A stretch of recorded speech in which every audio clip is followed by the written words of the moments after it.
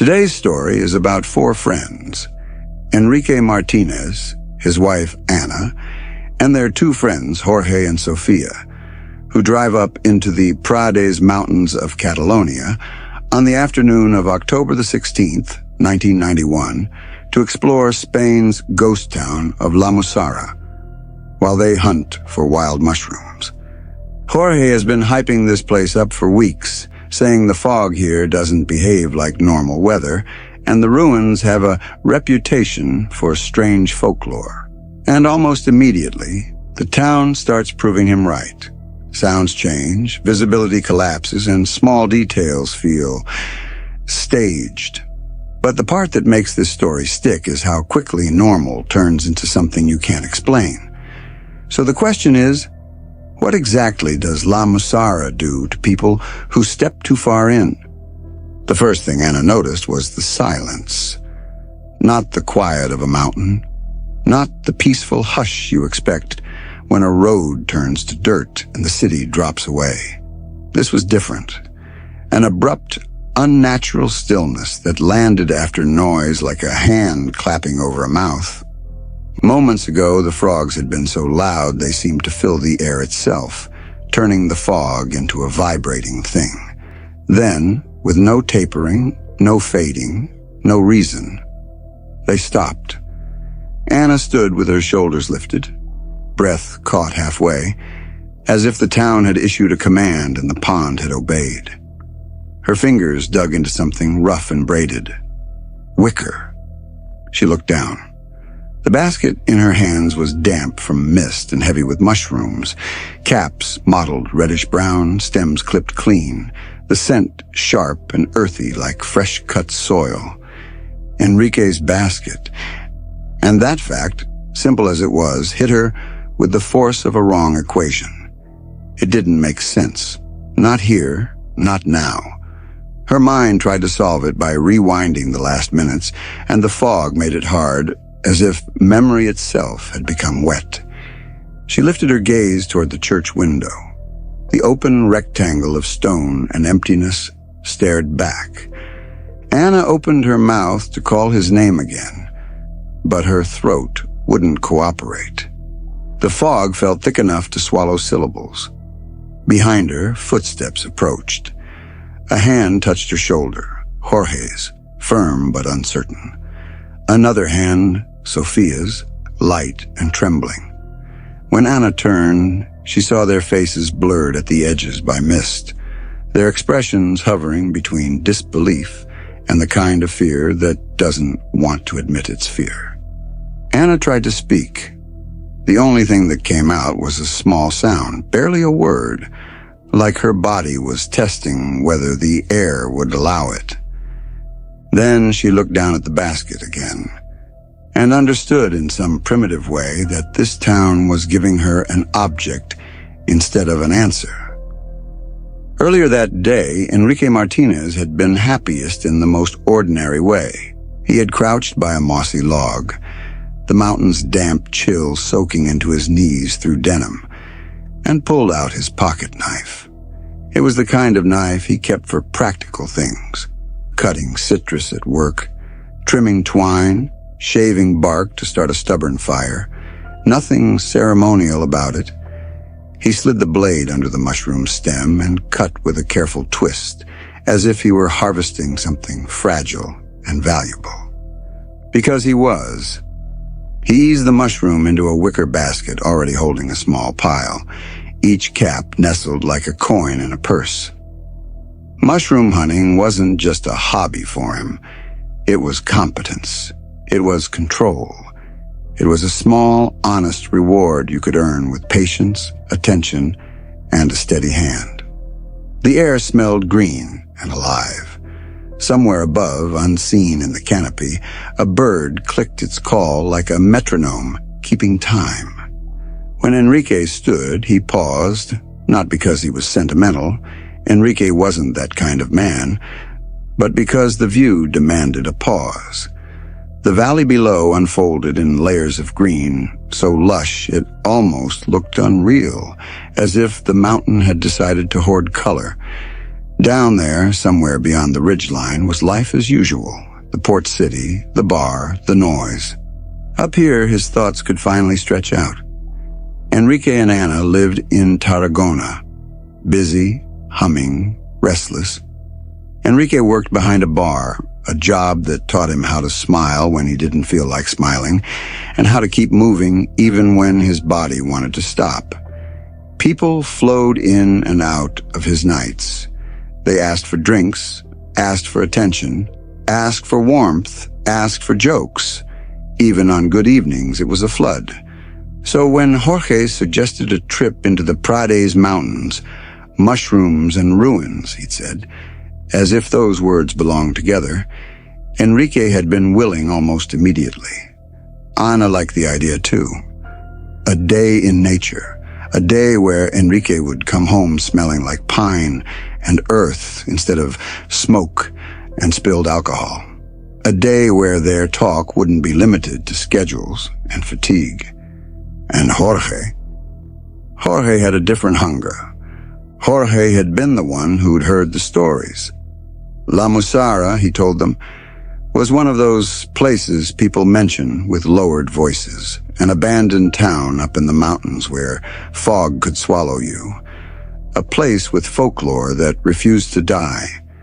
A place some locals didn't like to name casually, as if naming it invited it closer. Sophia, Jorge's girlfriend, had listened to his research with a skeptical frown. She wasn't dramatic. She didn't like treating old ruins like a haunted house attraction. She came because she loved Jorge, and because on paper it was just a hike. Enrique came because mushrooms were real. A particular kind had been on his mind all week, the bloody milk cap, a mushroom prized for how it grilled, how it took on a smoky richness when cooked right. He'd been talking about making a feast when they got home.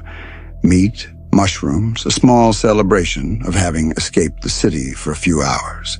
So the four of them climbed the hillside slowly, eyes scanning the ground, laughter drifting between trees. And then the ruins appeared.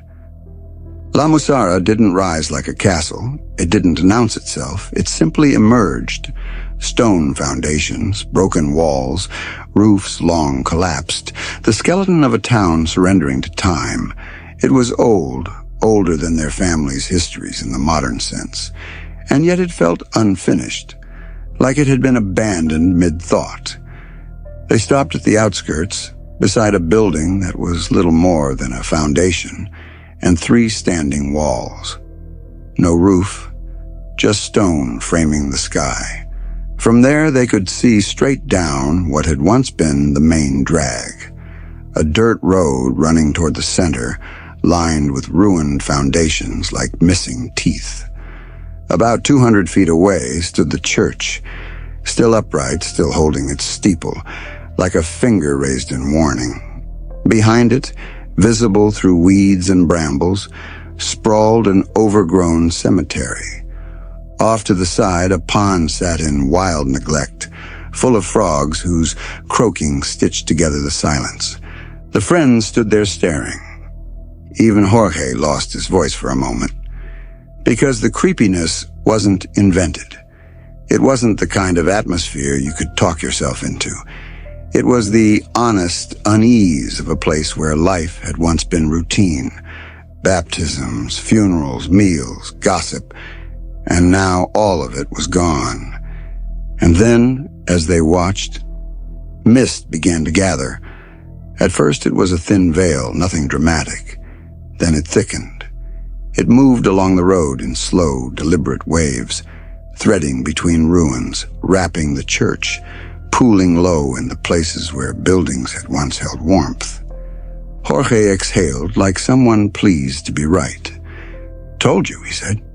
"The mist is like the trademark here." Anna felt a small chill. She remembered hearing fog came at night. It was still the middle of the day. But Jorge clapped his hands once, as if starting a tour. "I want to show you something." He took Sophia's hand and began jogging down the road toward the church. Sophia protested, half laughing, half nervous, and Ana followed behind with a smile that tried to keep the mood light. Enrique walked last, still scanning the ground for mushrooms. After only 10 or 20 feet, Enrique turned and looked back. The perimeter building, those 3 walls, was already gone. Not collapsed, not hidden behind a bend. Gone. The fog had rolled in and swallowed it cleanly, turning the place they'd just stood into a blank wall of white. Something tightened in his chest. It wasn't fear yet. It was the sensation of being in a place that didn't behave properly. He shook it off. Mountain weather. Mist moves fast. He turned back and hurried to catch up. Jorge had stopped beside a rectangular stone, jutting from the ground, about 2 feet tall, flat-topped, like an old marker that didn't belong to any grave. He placed his palm on it with exaggerated confidence. "This," Jorge said, "is the Psi Stone." He said it like it was a punchline and a warning at once.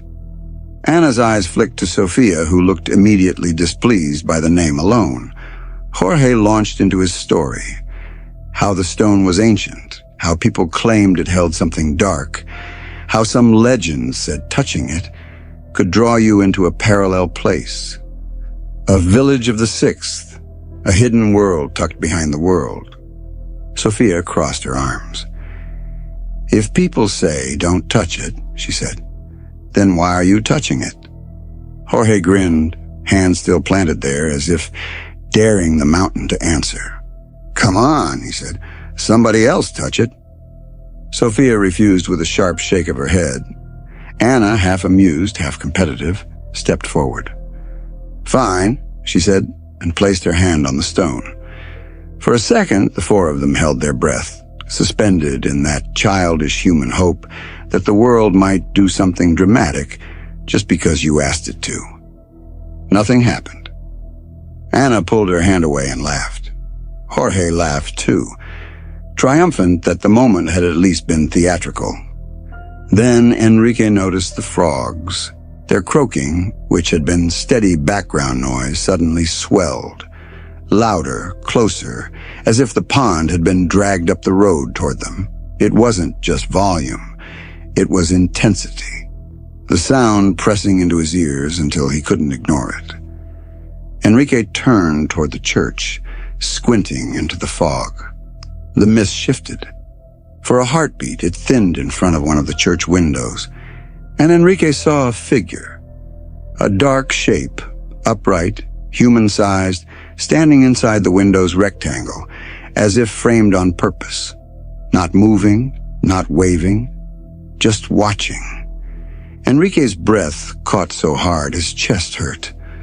The fog rolled again, and the window was empty.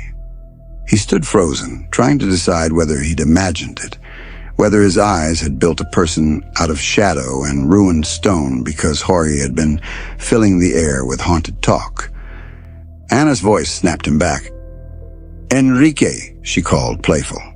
"Your turn." Enrique scanned their faces. Jorge was still grinning. Sophia looked tense. Anna looked bright, daring him to join the joke. None of them had seen what he'd seen. Enrique forced a laugh and walked up to the stone. He told himself, rock, cold, dumb, old. He placed his palm on it, and the change was subtle enough to feel personal. The air seemed to cool by a degree, just enough to register. The stone felt warm, strangely warm, like it held heat inside it that didn't belong there. A feeling rose in Enrique, soft, persuasive, irrational. Stay.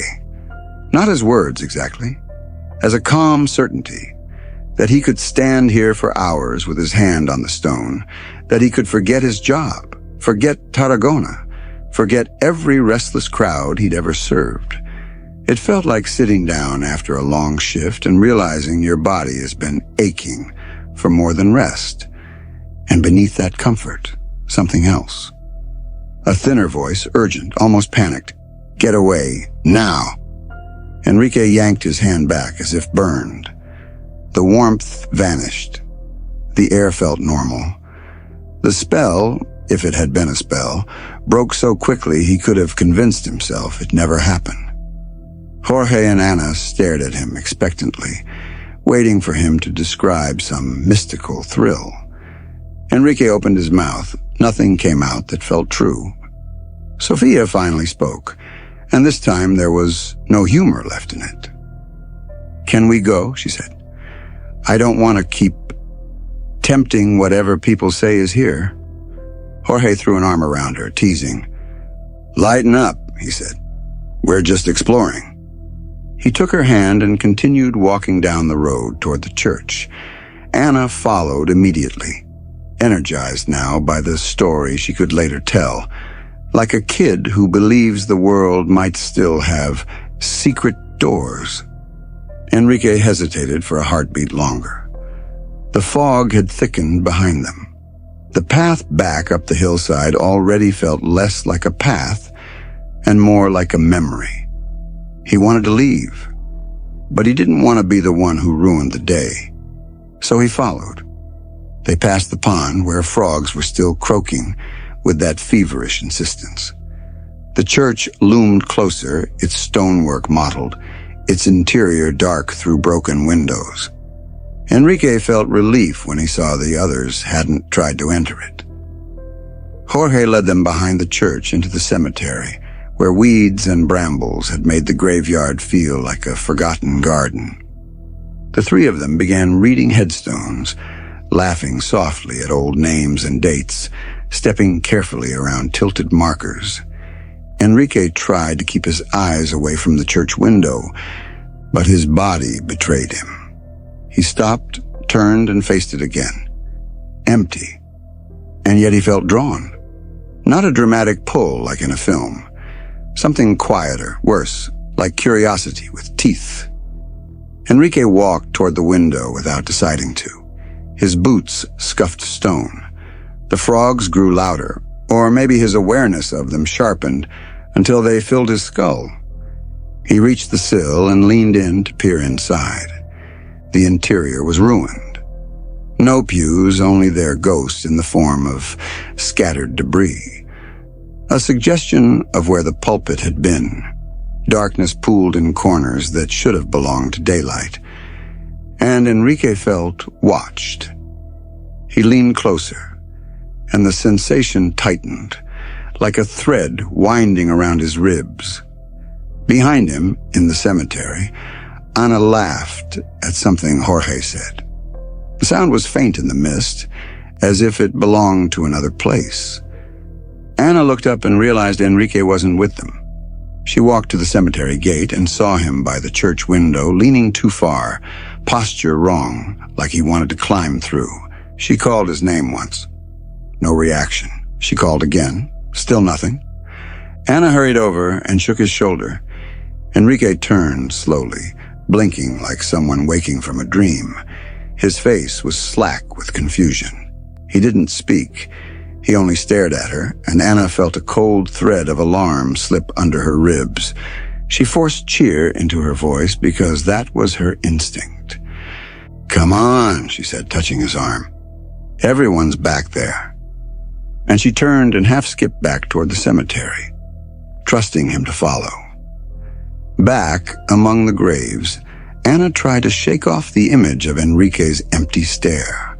She focused on the headstones, the dates, the way the fog softened everything. She stepped back from one marker to read it better, and bumped into another. A larger cross-shaped headstone tipped, fell, and hit stone with a crack that sounded too loud in the mist. It broke. Jorge burst out laughing. "Oh no," he said, delighted. "Now you've upset the evil spirits."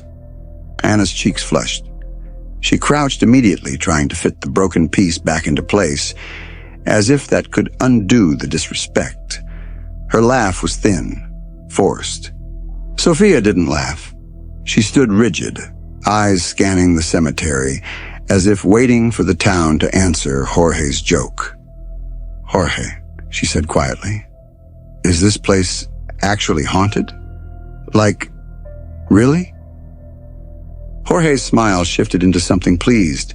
He liked being the one with the story, the one with the knowledge that made other people uneasy.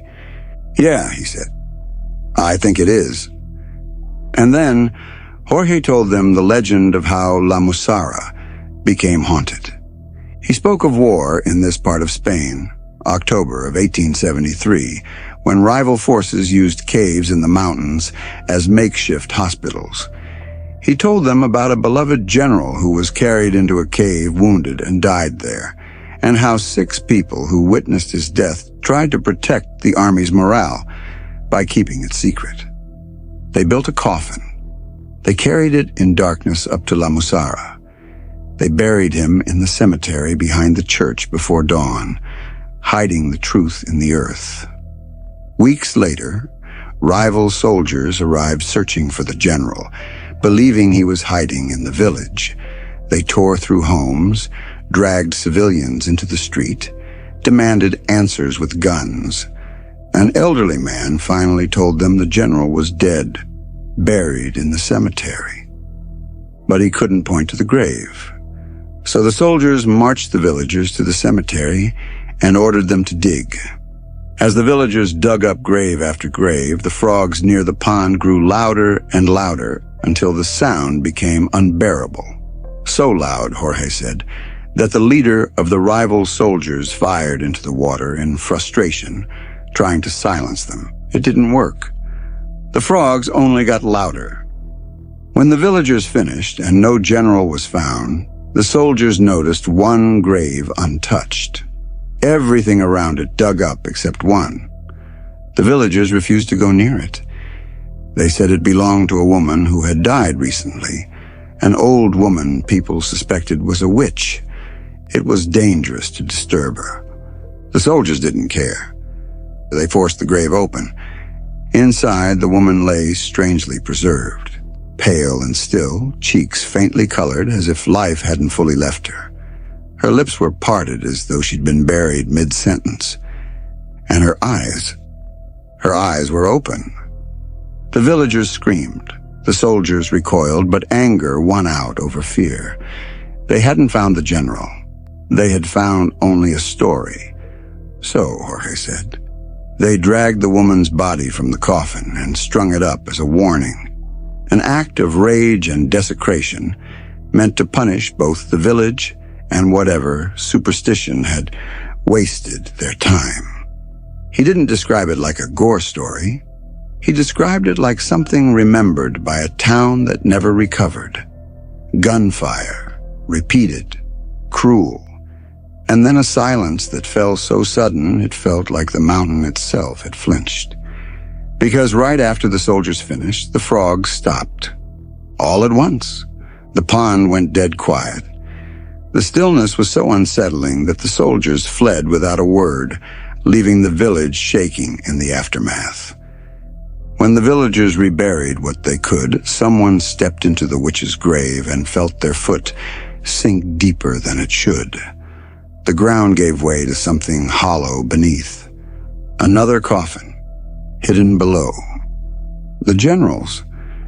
The 6 who'd buried him had placed his coffin at the bottom of an open grave, covered it with dirt, then later lowered the witch's coffin above it. Because the witch was feared and unloved, they marked her headstone, not with her name, but with a horizontal line, an erasure. So when the soldiers dug up graves, they stopped at hers. They thought they'd found only a witch. They never thought to dig deeper. And after that day, Jorge said, La Mussara was cursed. People died too often. Crops failed. The soil turned bad. Insects and sickness swept through. The town withered, and by the mid-20th century it was abandoned, the last residents leaving behind a village that felt like a wound on the mountain. Jorge finished the story with a small shrug, as if daring them to laugh it off. Anna couldn't, because she was staring down at the broken, cross-shaped headstone she'd knocked over. And there, carved across it, was a horizontal line. Her stomach dropped. For a second, she didn't feel fog or cold or frogs. She felt only shame, a sharp, intimate shame that she had broken something she didn't understand in a place that felt hungry for mistakes. She was about to call out, about to tell them she wanted to leave right now, when her gaze snagged on something near the base of the cemetery wall. A mushroom. Perfect, unblemished, bloody milk cap. The exact one Enrique had been searching for. Anna's fear loosened just enough for tenderness to slip in. She imagined Enrique's face when she showed him. A small smile. A joke about luck. The feast later. She walked over, crouched, and picked it carefully. Then she stood and turned to show him. Enrique wasn't there. A chill went through her so fast it felt like a physical shove. She tried to replay the last minutes. She had pulled him away from the church window. She had turned back to the cemetery. Had he followed her? She thought he had. But now, in the fog and the story and the broken stone, her memory felt unreliable. "Enrique?" she called, lightly at first. No answer. She called again, louder. Nothing.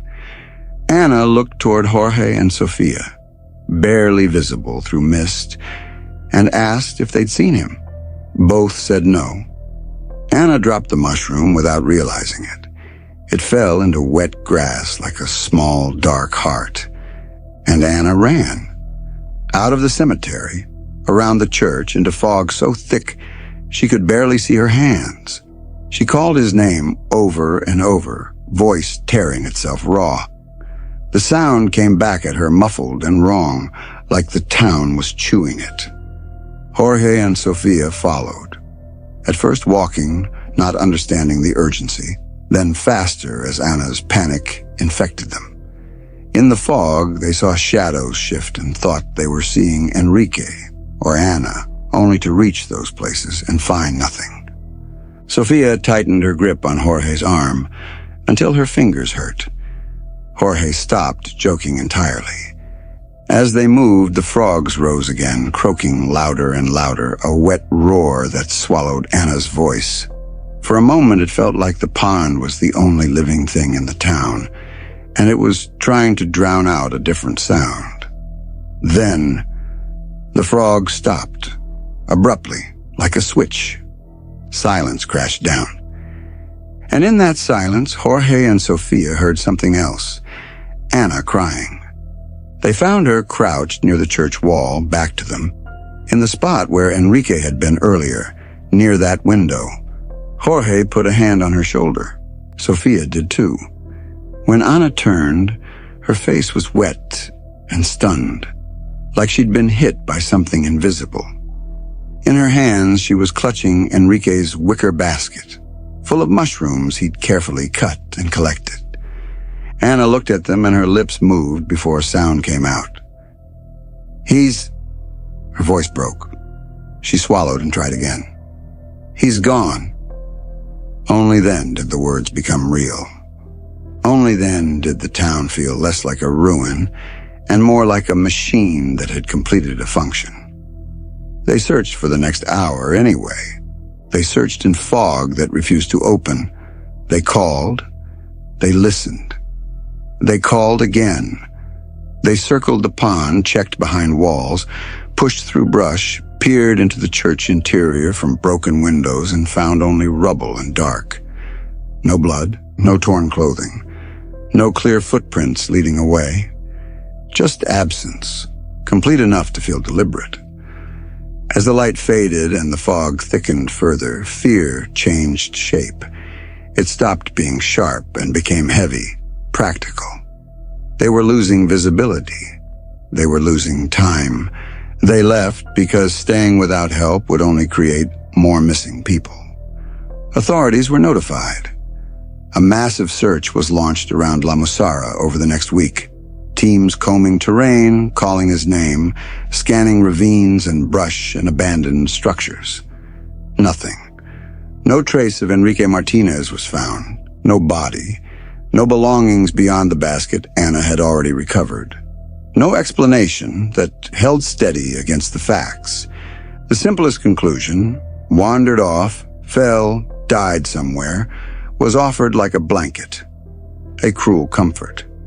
The authorities told Anna that hikers would likely find him eventually. Anna couldn't accept that. Not because she needed a paranormal answer, but because her mind kept circling the same brutal detail. One moment he was there, the next he wasn't, and the town had returned only what he had carried. She went back again and again. In January 1992, 3 months after the day the town swallowed her husband, Anna went back with Jorge and Sofia to search again. The cold was different then. The ruins felt even more skeletal. The fog still had that same wrong quality, as if it belonged to the town more than to the weather. They walked past the church, past the window, and this time, as they passed, they saw into the interior. On the main floor, where pews had once been, where the pulpit had once been, 6 dark figures stood in a circle. They were robed. They weren't moving. At first, Anna's anger surged. Not fear, anger. She thought they were thrill-seekers, ghost hunters, treating her husband's disappearance like entertainment. She strode toward the window, ready to shout, ready to demand respect. One of the figures turned its hood toward her. Anna stopped. Because where a face should have been was only darkness, an absence shaped like a human head but missing the human part. No features, no eyes, and yet she felt the certainty of being watched. Before any of them could speak, a sound erupted behind them, unbelievably loud galloping, like horses charging down the fogged road toward the church. At the same time, the frogs in the pond exploded into frantic noise again, croaking so hard it felt like the fog itself vibrated. Anna, Jorge, and Sofia spun around, expecting to see something impossible emerge from the mist. There was nothing. Only white fog swallowing the road. They turned back to the church window, and the 6 figures were gone. No sound of footsteps, no movement in the ruin. Empty space where they had stood, and the certainty that whatever they'd seen did not behave like people. They didn't wait. All 3 of them ran out of La Mussara, down the road through fog, not speaking until they were far enough away that the air felt like ordinary air again. Enrique Martínez was never found. His disappearance became central to the town's modern legend, because it offered something folklore loves, a clean, terrifying question with no clean answer. What remains certain is simple and brutal. On October 16th, 1991, a man went into the mountains near La Mussara with friends to gather mushrooms, and he did not come back out. Everything else, the stone, the shadows, the frogs that roar and then fall silent, the figures in the church, lives in the space where explanation fails. And that space, in a place like La Mussara, can feel like a doorway, not because the town is magical, but because sometimes the world has pockets of terrain where a person can vanish so completely that it forces the human mind to invent doors. That is the tangible resolution. The search ended, the world closed the file, and the town kept Enrique. But the residue remained, and it remained in the simplest detail of all.